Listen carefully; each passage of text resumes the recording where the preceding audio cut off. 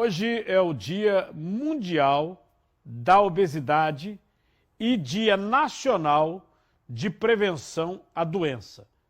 Ou seja, a obesidade é considerada doença pela Organização Mundial da Saúde. E de acordo com a Organização Mundial da Saúde, cerca de 4 milhões de pessoas morrem todos os anos em decorrência das doenças causadas pelo excesso de peso.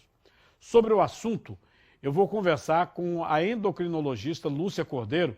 Ela é presidente da Sociedade Brasileira de Endocrinologia Regional de Pernambuco. Doutora Lúcia, boa tarde. Boa tarde, tudo bem? Como é que vai? Qual seria a doença obesidade? O que se caracteriza a pessoa que tem essa doença, obesa? O que seria essa doença? Olha, a gente tem critérios já bem definidos, baseados no índice de massa corpórea, que é uma fórmula que a gente utiliza com o peso dividindo pelo quadrado da altura, né? Então, essa estabelece a obesidade de uma forma mais geral.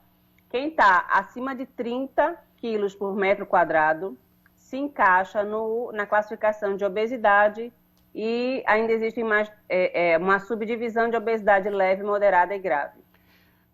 Acima de 25 é sobrepeso. De 25 até 30 é sobrepeso. De uns tempos para cá, a gente tem ouvido muito falar em síndrome metabólica.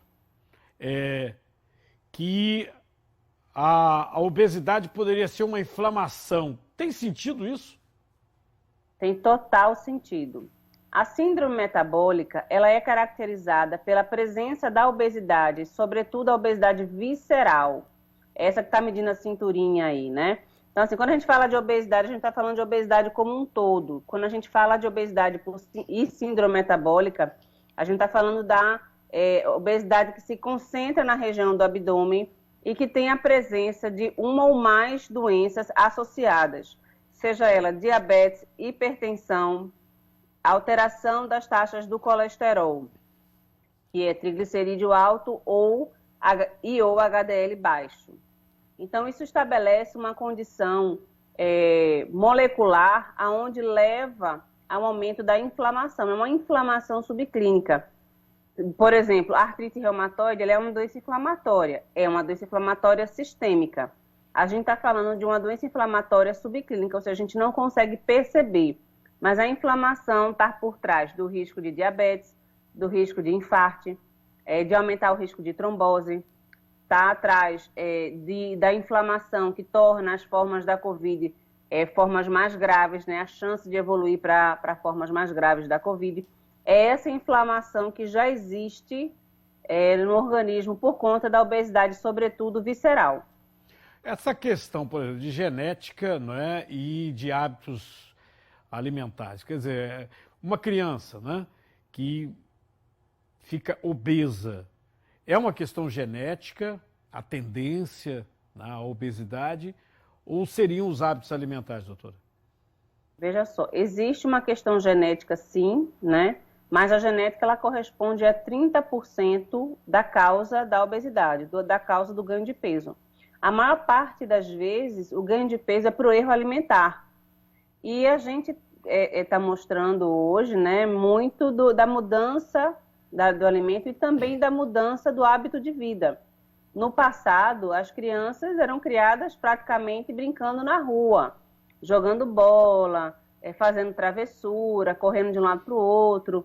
Hoje as crianças brincam cada uma nas suas casas, jogando com seus amigos pelo videogame, por exemplo, né? Ou não descem para brincar por ser uma área perigosa. Além disso, comem também alimentos com mais gordura, com multiprocessados, porque já não tem mais a condição de se alimentar em casa com a comida caseira. Pai e mãe trabalham, né? Fica na escola, come comida rápida, sai para jantar. Então, existe uma série de alterações sociais que interferem na alimentação, sobretudo da criança. E aí é muito importante a gente chamar a atenção. Quanto mais cedo a obesidade se inicia, mais difícil é reverter a obesidade no futuro. Então a gente se preocupa. Sim, aí a gente chega naquela situação, né, limite, né?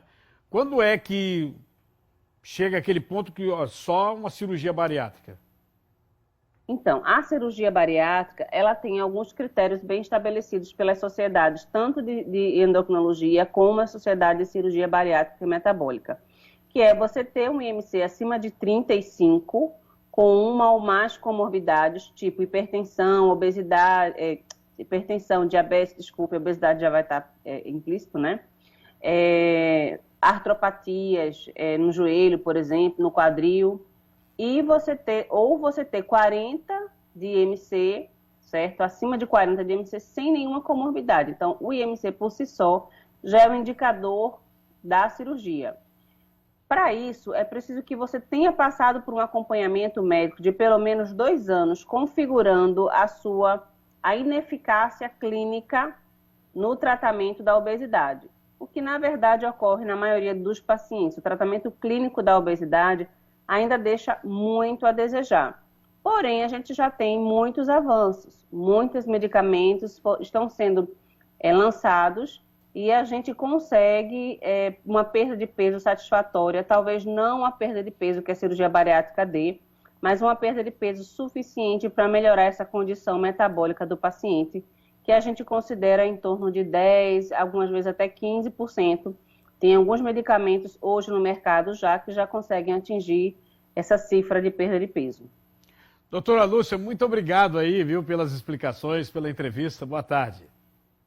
Boa tarde, eu que agradeço a oportunidade.